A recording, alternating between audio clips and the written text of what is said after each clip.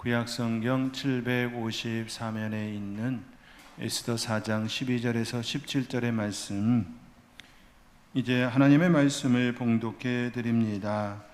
그가 에스더의 말을 모르드게에게 전하매 모르드게가 그를 시켜 에스더에게 해답하되 너는 왕궁에 있으니 모든 유다인 중에 홀로 목숨을 건지리라 생각하지 말라. 이때에 내가 만일 잠잠하여 말이 없으면 유다인은 다른 데로 말미암아 노임과 구원을 얻으려니와 너와 내 아버지 집은 멸망하리라.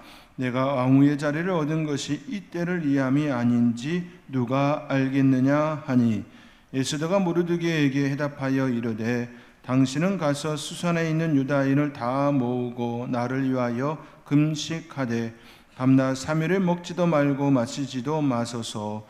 나도 나의 시녀와 더불어 이렇게 금식한 후에 규례를 어기고 왕에게 나아가리니 죽으면 죽으리이다 하니라.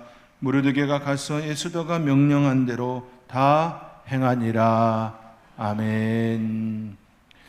이스라엘은 바벨론에 의하여서 나라를 잃었습니다.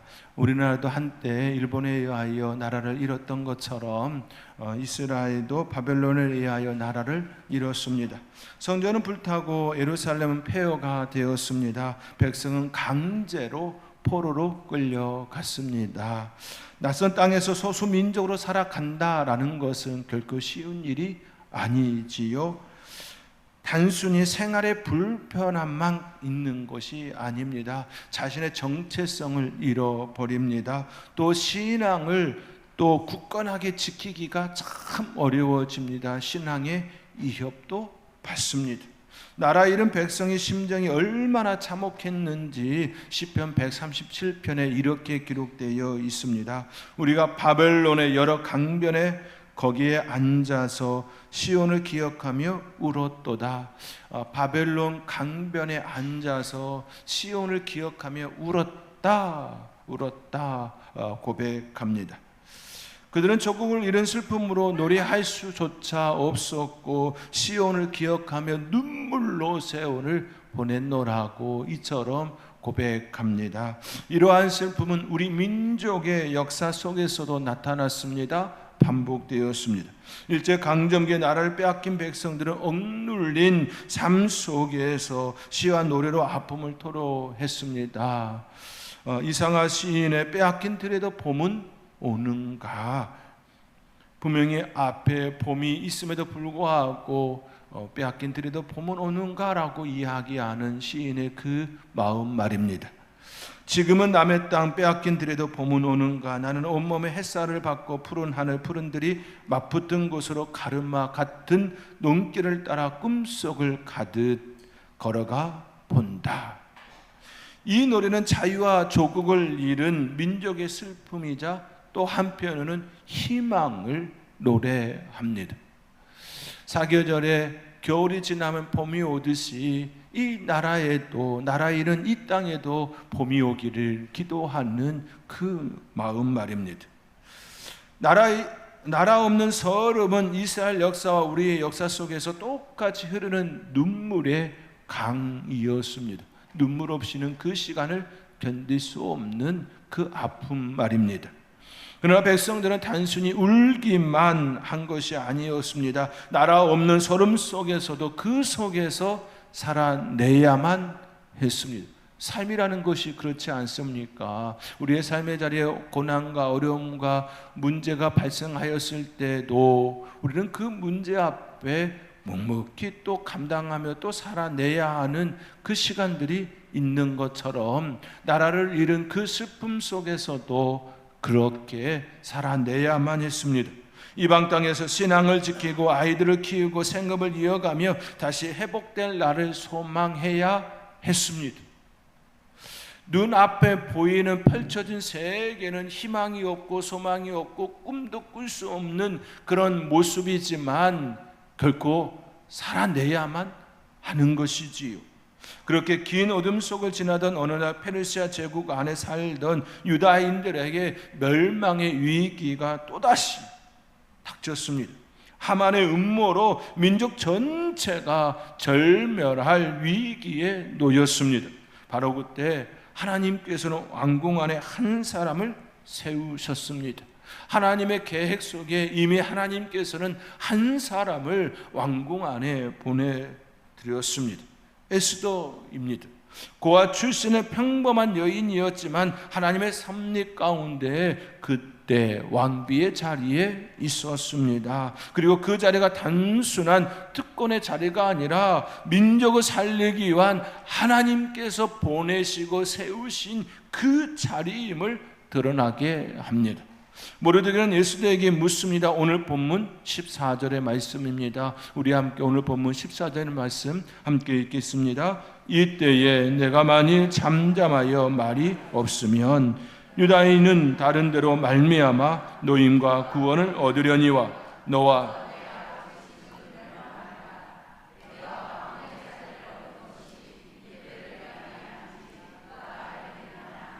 아멘. 내가 왕후의 자리를 얻은 것이 너가 왕후의 자리를 얻은 것이 이때를 위함이 아닌지 누가 알겠느냐. 특권이 아니라 사명의 자리임을 모르드게가 에스더에게 이야기합니다. 일깨워 줍니다. 과거 나라 잃은 백성의 눈물이 오늘 우리의 삶 속에서도 흐르고 있습니다. 시간의 흐름 속에서도 여전히 우리의 삶의 자리는 늘 평안함만 있는 것이 아니지요. 늘 형통함만 있는 건 아닙니다. 때로는 그 자리에 있게 하시고 그 자리에 사명이라고 하는 우리가 감당해야 될 몫을, 책임을 또 있음을 보게 됩니다. 신앙을 지키기 어려운 시대, 불안과 두려움 속에 살아가는 현실 앞에서 사회 경제는 굉장히 많이 빠르게 급속도로 발달하여 지금의 모습을 가졌지만 그 분주한 그 사회 속에서 신앙을 지키는 것이 더 어려워진, 우리의 젊은이들은 사상 그 여러 가지의 그 과학주의와 합리주의와 여러 가지 그 사상 속에서 신앙을 지키는 것이 더 어려워진 이때에 우리에게 묻습니다. 내가 너를 지금 이 자리에 세운 것이 바로 이때를 위함이 아니냐라고 묻습니다. 우리는 이처럼 늘 시대 속에서 살고 시대 속의 사명을 받고 또 물음을 얻습니다. 이 시간 이러한 시대 가운데 살아가는 우리가 다시금 하나님께서 내게 말씀하시는 그 사명에 대하여 또 그 사명을 어떻게 감당해야 하는지에 대하여 에스더의 기도를 통하여 함께 생각해보고 또 나아가기를 소망합니다. 에스더는 페르시아 왕궁의 왕후였습니다. 겉으로 보기에는 누구나 부러워할 만한 자리였습니다. 화려한 옷을 입고 금과 은으로 장식된 궁궐에서 살았습니다. 사람들의 존경과 부러움을 받는 위치에 있었습니다. 그렇지 않습니까? 페르시아 제국의 왕후였습니다. 지금 시대로 접근하면 미국의 그 여인입니다. 퍼스트 여인이지요. 첫 번째 여인입니다. 페르시아 제국은 고대 근동 그때에 마치 미국과 같은 그런 전 세계를 그 시대를 또 제패한 통치하는 나라였습니다. 그러니 얼마나 많은 사람들의 그 부러움을 샀겠습니까? 하지만 그 화려함 뒤에는 깊은 두려움과 애로움이 있었습니다.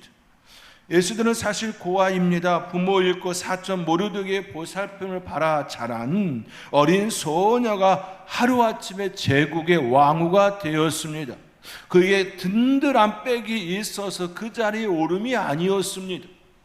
오랜 세월 페르시아에서 자리를 잡은 집안의 출신이 아닙니다. 정말로 하나님의 은혜 가운데에 그 자리에 오른 그런 여인입니다. 누가 보아도 성공한 인생 같았지만 속마음은 달랐습니다. 나는 유대인이다. 나는 나라 잃은 백성이다. 이 사실을 숨기고 살아야 했습니다. 겉모습은 화려했지만 속은 언제 드러날지 모르는 두려움과 긴장으로 가득한 삶의 모습이었습니다. 겉으로는 너무나도 화려한 모습입니다. 그러나 그 속은 나라 잃은 백성입니다. 게다가 페르시아 왕 아하수에는 절대 권력을 가진 폭군이었습니다. 전 왕후 와스디도 한순간의 잘못으로, 한순간의 불순종으로 폐위되었습니다. 쫓겨났습니다. 그런 왕 앞에 부름을 받지 않고 나아가는 건 목숨을 내놓는 일이었습니다. 왕후라는 자리가 그녀를 안전하게 지켜주는 장치가 아니었습니다. 오히려 그 이름으로 나아갈 때에 그 왕후 자리도 빼앗길 수 있는 그러한 자리였습니다. 위기 속에서는 그 자리가 생명을 건 결단을 요구하는 자리였습니다. 우리는 종종 겉으로 보이는 것에 속을 때가 참 많습니다. 남들이 보기에 부러워 보이는 자리에 있어도 실제로는 눈물과 고통 속에 있어야 합니다. 그 시간을 견뎌야 합니다. 모든 이들이 정말 잘됐다, 좋겠다 말하지만 그 시간을 견뎌야 하는 그 무게감에 눈물 없이는 견딜 수 없는 고독과 애로운 싸움의 시간일 때도 있습니다. 에스더가 바로 그랬습니다. 겉은 화려했지만 속은 힘들고 어렵고 두려운 자리였습니다. 그러고 보니 포로로 끌려가 그와 같은 삶을 살았던 이들의 그 모습 또한 비슷한 처지에 있었던 이들이 있었지요. 바로 다니엘의 세 친구입니다. 사드락과 메삭과 아벳느고가 그런 처지에 놓였습니다. 바벨론 왕 느부갓네살의 큰 금신상을 세우고 모두에게 그 신상 앞에 절하라 명령합니다. 그 명령이 주어졌을 때 겉으로는 절하면 간단히 목숨을 보존할 수 있었습니다. 겉으로는 너무 쉬운 일이었습니다. 겉으로는 절하면 해결될 일이었습니다. 그러나 그들은 속으로는 하나님만 경배해야 하는 백성이었습니다. 오직 하나님은 나의 하나님 한 분 외에는 없습니다. 그 신앙으로 살았던 이들입니다. 그리고 그들은 우리가 섬기는 하나님이 우리를 구원하실 것이다, 그리 아니하실지라도 우리는 절하지 않겠습니다 라고 고백하며 뜨거운 불못불에 던짐을 당했습니다. 사드락과 메삭과 아벳느고는 겉으로 보기에 미련하고 어리석어 보였지만 속으로는 하나님을 향하여 하나님을 향한 믿음으로 가득 찬 사람들이었습니다. 겉과 속이 다름이지요. 겉으로 보기에는 미련하고 어리석고 한번 절하면 될 일을, 그러나 그들은 그렇지 않았습니다. 마찬가지로 에스더도 겉으로는 왕후였지만 속으로는 죽음을 무릅쓰고 민족을 구해야 하는 믿음의 자리에 서야 했습니다. 그가 짊어져야 할 무게, 사명의 자리였습니다. 이것이 바로 에스더의 삶의 자리입니다. 누구에게나 하나님께서는 그 위치에 그 무게를 두었습니다. 에스더 민족을 구하기 위해 왕 앞에 나아가야 했습니다. 그러나 그녀의 마음을 지배한 건 두려움이었습니다. 만약 왕이 나를 받아주지 않으면 나는 그 자리에서 죽는다. 누구라도 두려워 떨 수밖에 없는 상황입니다. 손을 내밀어 주지 않으면 죽음이 그의 앞에 있습니다. 두려움이지요. 그런데 예수들은 곧바로 행동하지 않았습니다. 그녀가 선택한 첫 걸음은 기도와 금식이었습니다. 오늘 본문 16절의 말씀입니다. 우리 함께 16절의 말씀 함께 읽겠습니다. 당신은 가서 수산에 있는 유다인을 다 모으고 나를 위하여 금식하되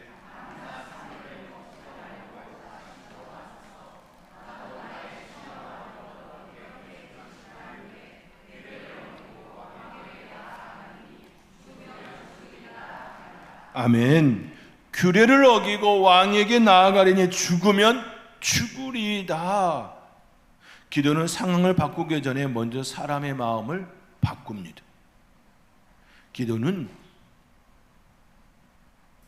상황을 바꾸기 전에 먼저 우리의 마음이, 우리의 시선이 그 문제를 넘어 하나님을 보게 합니다. 여전히 우리의 상황은 바뀌지 않았지만 그 시선으로 인하여 두려움이라고 하는 그 시간은 그대로 내 앞에 있지만 평안함이 임합니다. 기쁨이 임합니다. 두려움을 완전히 없애주지는 않지만 그 두려움을 넘어설 수 있는 힘을 제공합니다. 기도는 우리에게 그 힘을 줍니다. 예수들은 기도를 통해 인간적인 계산과 두려움에서 벗어나 하나님께 모든 것을 맡기고 죽으면 죽으리이다. 그 모습으로 나아감이 되었습니다. 일제강점기 때 많은 교회가 신사참배를 강요받았습니다. 저라면 목숨도 교회도 지킬 수 있었습니다. 실제로 절하고 자기의 목숨을 지킨 이들도 많았습니다. 적잖이 많았습니다. 우리가 너무나도 잘 알고 있는 분들도 있지요. 유명한 분들도 있습니다. 그러나 신사참배를 거부한 교회와 성도들은 감옥에 갇히고 고문당하며 목숨까지 잃었습니다. 대표적으로 주기철 목사님은 끝까지 신사참배를 거부하며 옥중에서 신앙의 절개는 결코 꺾을 수 없다 고백하였습니다. 그의 몸은 쇠약해지고 감옥의 환경은 참혹했지만 기도로 붙든 믿음은 흔들리지 않았습니다. 결국 그는 순교했지만 그의 믿음의 결단은 훗날 한국교회가 신앙의 기초를 세우는데 큰 역할을 하였습니다. 우리의 마음속에 믿음의 그 선배들이 있음에 대하여 감사로 받아들이는 우리의 신앙의 큰 힘이 되었습니다.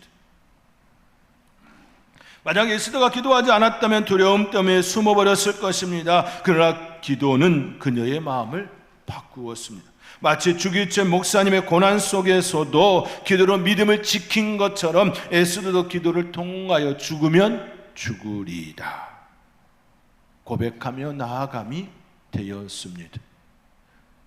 우리는 너무나도 연약합니다. 우리는 너무나도 상황 가운데에 놓이면 그 상황이 훨씬 크게 보이고 초라한 내 모습을 보게 됩니다.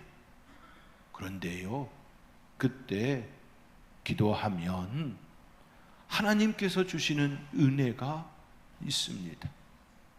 그렇기에 우리는 에스더의 그 모습을 보게 됩니다. 에스더는 혼자의 힘으로 그 이 위기를 감당할 수 없다는 것 또한 알았습니다. 그래서 수산에 있는 모든 유다인을 모으고 나를 위하여 금식하되 밤낮 3일 동안 기도하여 달라는 부탁을 합니다. 모르드게에게 이와 같이 부탁함이었습니다. 나를 위하여, 자기를 위하여 기도해 달라 부탁합니다. 또 자기도 시녀와 함께 기도하겠노라고, 금식하겠노라고 고백하지요. 여기서 중요한 것은 공동체의 기도였습니다. 왕후라는 권력이나 지위가 아니라 하나님의 백성이 함께 부르짖는 기도를 의지하였습니다. 한 사람의 기도가 씨앗이 될 수는 있지만 공동체의 이익을 바꾸는 힘은 함께 드린 기도에서 나옵니다. 다니엘의 세 친구와 함께 기도를 통하여서 하나님의 은혜를 받았던 것처럼 말입니다. 성경은 여러 차례 공동체의 기도의 능력을 보여줍니다. 사도행전에서 베드로가 옥에 갇혔을 때 교회가 합심하여 기도하였습니다. 그때 옥문이 열렸습니다. 에스더의 시대에도 같은 역사가 일어난 것이지요. 1980년대 말 동독은 억압과 감시 체제 속에서 자유를 잃고 살아가고 있었습니다. 그러나 독일 라이프치히의 니콜라이 교회에서 작은 평화기도 모임이 시작되었습니다. 큰 교회도 아닌 작은 교회에서 작은 기도의 모임이 시작되었습니다. 처음에는 몇 명밖에 모이지 않았지만 매주 월요일 모여 기도하며 자유와 정의를 외쳤습니다. 1989년 9월 이 기도 모임은 거리로 이어졌고 10월 9일에는 무려 7만 명이 평화적으로 모여 시위를 벌였습니다. 군대와 경찰이 무력 진압을 준비했지만 사람들은 총칼 앞에서도 기도와 평화적 저항을 이뤄냈습니다. 군대와 경찰은 무기로 그들 앞에 섰지만 그들은 기도와 평화적 시위로 나아감이었습니다. 칼과 무기가 아니라 무릎 꿇는 기도로. 결국 진압은 실패했고 시위는 전국으로 확산되었습니다. 사람들은 한 목소리로 외쳤습니다. 우리가 바로 국민이다. 우리가 바로 국민이다.